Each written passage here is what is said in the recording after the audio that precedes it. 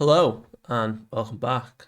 Didn't think I'd be filming this just before the new year, but with how leaks have fallen and Shonen always moving their time schedule around Christmas time, we actually just get the leak for chapter 1071 before the new year.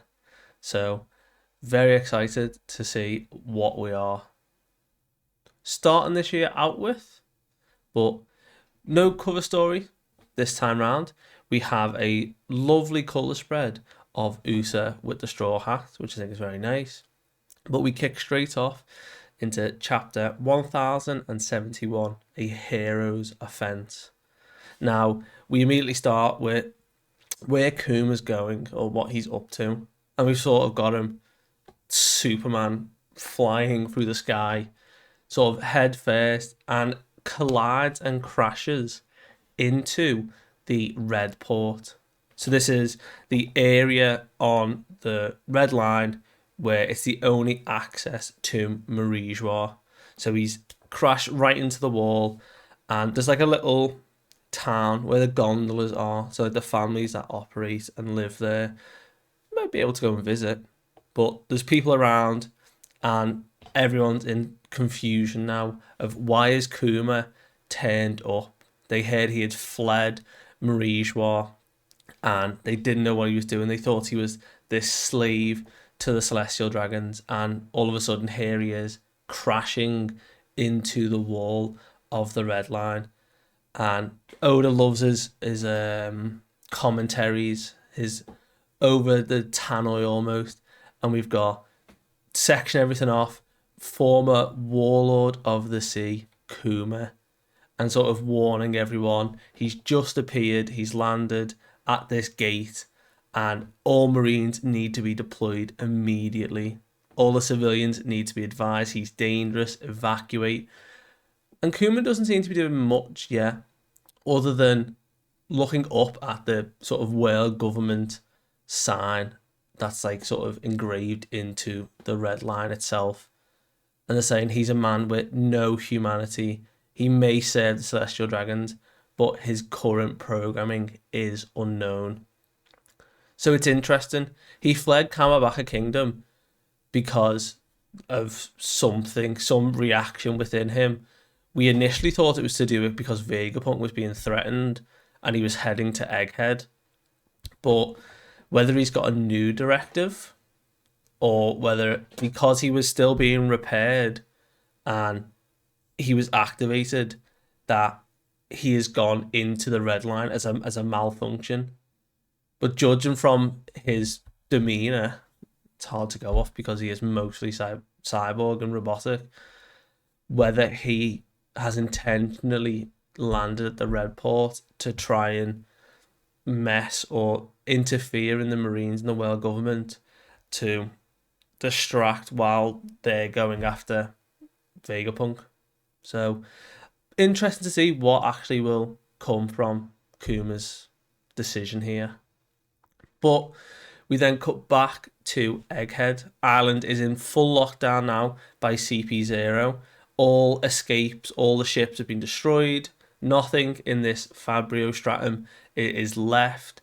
We've got all of CP0 now alongside the Seraphim, ready to attack and deal with the lab phase or try and get past this defense. And they say that Frontier Dome, Lucci references that it's just a complete nuisance. Like, there's no way that they can get past that yet. There's no way to get around. And it's funny because Stussy even is like, well, like, you're really going to go through with this, Lucci? Like, you're not going to wait for the Navy? And it's lovely to see because we had it in the last chapter where Kaku and Stussy were saying about having a fight with a Yonko and the repercussions of it. But Lucci's sort of loophole to that is I refuse to accept Straw Hat as a Yonko. So it plays into the fact of how he achieved that status. Lucci doesn't recognize him as a Yonko. So whether it comes back to him, he's like, well, those are my reasons for why I'm going after the Straw Hats because they're not a Yonko, he's not an Emperor. But we then cut over to seeing all of the satellite and Vegapunk together up in the lab watching the Fabriosphere and all the cameras they've got. And Shaka talked about we're in a particularly difficult position because they've destroyed all their ships, and Vega Force 1, the robot that initially met the Straw Hats, can only fly while on the island, which is interesting because if it's how it was fueled or how it's connected to being in close proximity, but it surely could give a little boost to the Thousand Sunny because they've still got that ship. That ship has been brought up with Vega Force 1 and is up in the lab. So it's the only surviving ship currently. So it's currently their only escape. But we get a lovely panel of all of the satellite bodies together, apart from Atlas, who I'm sure is being repaired at somewhere up here.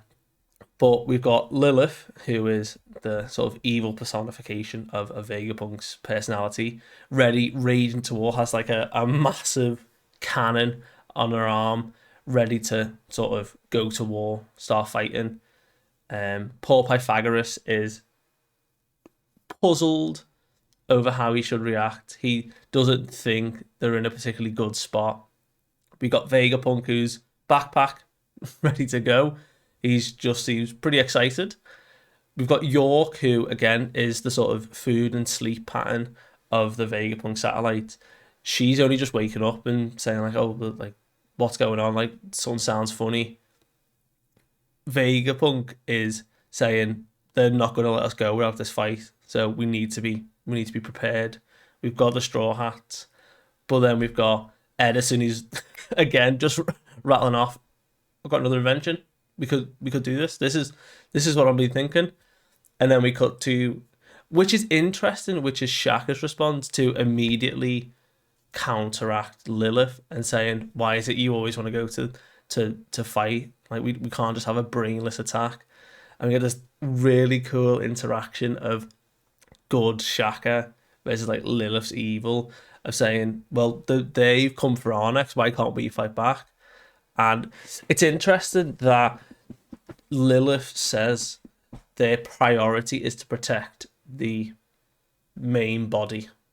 So their prime directive, whatever they were programmed for, they must have inbuilt that Vegapunk is to be protected first, and their jobs are subsequent. So we've got Lilith and Shaka giving this like sort of back and forward. And she's like, "Oh, that good act of yours really gets on my nerves." And it's like, "Oh, that's, you know what, Shaq's like, that's too bad. It's how I was made." But Vegapunk's then reconciling with the fact that he's apologising to Sentomaru, saying that he was so loyal and he'd done all that to protect them, to help them escape and get up to the lab sphere. And Pythagoras mentions an ally on Egghead, someone we've not seen yet, someone that could be called upon to help them escape. Now Edison's like, whoa, hold your horses. Is that someone we really want to ask for help? They've got nowhere left to hide, and the government would be in their sights again. But as they're sort of pondering this idea, just already immediately Vegapunk's like, "Yeah, I was wondering if you could help us escape, Quasar." And they're like, "Oh, well, he's already got an asked." We cut over to the person's response of, "I've been prepared for this order. Of course I'd help." Now what's fascinating is we don't see this person at all this chapter, and we don't even see the Denden Mushi. So the Denden Mushis take on the appearance of whoever's talking. But this person's is greyed and blacked out. We don't see an appearance. So Oda's really leaving us with a mystery of who this person is that is seemingly going to help Vegapunk and the Straw Hats escape. And we initially cut back to a surprise reaction of the group of, "Great, said they're going to help. Lovely, let's go." And even Edison's like, "Wow, okay, actually, you know what? If they're helping, that makes it like 10 times easier. We can just focus on getting you off. Take you to Vega Force 1. get the Straw Hats to the Thousand Sunny, and we're off. And Shaq's like, cool, I approve. Let's go. He turns around, and the Straw Hats are now out of those boots, or the boots aren't stuck to the ground anyway. They're all sort of reclined on a couch. And he's saying, right, 7 of us are ready to go. And they're like, whoa, 7? So it makes sense that Vegapunk will want him and all of his satellites to escape. Now, whether that's actually going to happen, don't see it happening. But it's a nice idea if all of his bodies escape with him. And we've got sort of Usopp, Robin, Nami, Sanji, and Frankie all giving very different reactions. We'll let Sanji's just like, as long as Lilith's there, sounds good to me. Frankie just wants them all anyway. He'd love to have the group of the world's greatest scientists on board the Sunny. And like he voiced last chapter, he wants him to have a look at the ship and see if any improvements. We still cut back over into the lab interior to now Bonney going full pelt down a corridor, pulled out some pipe from somewhere and is rushing for Vegapunk, saying he used those bugs against me. Oh, I'm so mad. I'm going to get that old timer. And Luffy, Chopper, Jimmy, they're all chasing after him. And they hear a noise, another announcement, that the Frontier Dome defenses have gone offline. And immediately, a lot of the satellite bodies are reacting to, wait, why have they gone down? Has someone done this on purpose? Is someone in the control room? And they're checking, and there's no one on the detectors. So there's no one in the control room that's deactivating them. It's been done from somewhere else. And we cut back to CP0 getting that interesting. Well, that's quite sudden. We were pondering over how we're going to get there, but sort of by stroke of luck, this is our golden chance, Kaku saying, to head up there. But Lucci plays the more reserved. Well, this could be a trap. A malfunction all of a sudden happening now is way too convenient. So I think this could potentially be our mysterious person. All they said was they've been waiting for this order. They didn't say directly they were going to help. Just said, yeah, this is the order I've been waiting for. And then, not only a minute or two later, the defences have gone down. So, capitalising on the idea of this is their golden chance, Lucci, Kaku, and Stussy leave the Seraphim, the other agents behind, and sort of Geppo up to the sort of eggshell crack where the lab phase is. And they catch sight in the distance of the Straw Hat ship and Vega Force 1. And Lucci gives the order that that's the only ship left. That's the one we've got to destroy, the last one. And Kaku's like, leave it to me. I've got it. Uses his Tempest Kick. Sky Slices. And man, oh man. There's one thing you don't do. One thing you never do. Is you never wake up Zoro. He's having a nap. The poor man was enjoying his time. Doesn't know what's going on.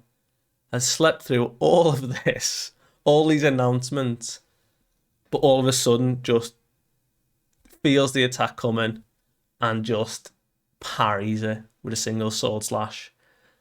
And Kaku's reaction says it all. He is not looking forward to having to go up against Zoro, especially since Zoro beat him all the way back at Enies Lobby. But think of how much Zoro has gotten stronger since then. This now King of Hell. He goes by, he's got Emma, Conqueror's Haki. I don't think Kaku's going to do too well against him. But I am interested to see, because we know that only Zoro and Brook are on the ship. So we haven't seen where Brook is yet. And we know that we've got Stussy, Lucci, and Kaku all near the ship anyway, in range to attack. Could Zoro and Brook together hold the three of them off? I don't know. I have a feeling Zoro's pretty good against Kaku. We have no inclination as to how Stussy fights. And we've seen the new awakened form of Lucci. Whether Brook and Zoro combined can deal with the three of them, yet to be seen. But we cut to the satellite bodies watching this, saying, right, the dome's back up now, defenses are up, but they got in. We were too late. The CP0 are in, and they're targeting the ship, and they're watching a clash with Kaku kicking and Zoro using his swords, and saying, "Oh, they're already fighting the crewmates of the Straw Hats," and saying, we've got to hurry back, otherwise we'll lose our ride if they destroy that ship." And Lilith guns out again. Oh, guess it's a war then. Can't wait. But just as she finishes, we have Luffy, Chopper, and Jinbei reunite with the rest of the Straw Hats in the lab phase, saying that he'd lost Bonney. Had anyone seen her, they didn't even realise you've already bumped into Lucci. We're getting everyone's reaction at once. And as they're all conversing, Robin points out, has anyone actually seen Vegapunk? He's gone missing. And we cut to Vegapunk being chased by Bonney, saying, "Can you turn my dad back to normal?" And he gives a response, a very direct one, saying, "I can't, but there is a reason for that." So I hope we find out soon, seeing as we're getting shots of Kuma and what he's up to. We get an explanation as to what his intention is and why he can't be turned back. We come away from Egghead. Oda seems to be doing this a lot recently, sort of giving us other people's perspective, and I like that. There's so much world building here that there's too many characters now that need to be focused on. So we cut away to somewhere in the new world. We see this giant fish coming out the water, and we see Kid's crew. Killer telling them, "We're just about to make land. Are you ready to go and look around?" And Kid saying, "Well, why are you really asking? Of course I want to explore." And they emphasize that this place, this island, is none other than the home of the giant Elbaf. So I really hope we keep continuing to cut back to Kid's crew, because we don't often do that. We started out with seeing Law's perspective against now he's fighting Blackbeard. We've got the Straw Hats head to Egghead Island. So now we're getting to see the island that Kid's crew got to go to, and it's Elbaf. But final double spread of the final pages, we cut to G14 Naval Base. And we've got Vice Admiral Doll on the Dendo Mushi, sort of getting very angry across that all the Marines need to be heading to Egghead Island to support this call from Kizaru and the CP0 agents. But our man GARP has other things in mind, saying, that's not what I'm doing. No, I'm here not to launch an offensive. Why would I want to do that? And she jokes that you've been in the Navy for decades. Why have you not told the higher ups? And it's like, oh no, it's fine, don't worry. Besides, I'm already here. I'm already outside. And he's shouting over the to the base for Helmeppo. And at first they're like, is that a pirate attack? Oh no, it's GARP ship. And we get to see Helmeppo's response of crying that Kobe got captured. And GARP's like, right, just cut it there. Get on. We're going to Hachinosu and we're going to go and save Kobe. And we get Helmeppo and Hibari's tearful response of seemingly ready to join GARP in going to save Kobe. So is this going to be the start of like this battle royale that Oda talked about in his message of the year? Getting to see GARP actually fight Blackbeard? I don't know. But I'm interested to see what you guys think. So this won't, I think, officially release till early Jan. And then we've got a while to wait. We've got an actual break. So I don't think it's end of Jan until we get chapter 1072. But I'm liking where Oda's going. And I'm hoping we do get more chances to cut away into the other parts of the world and see what other people are doing. But let me know what you think. Bye.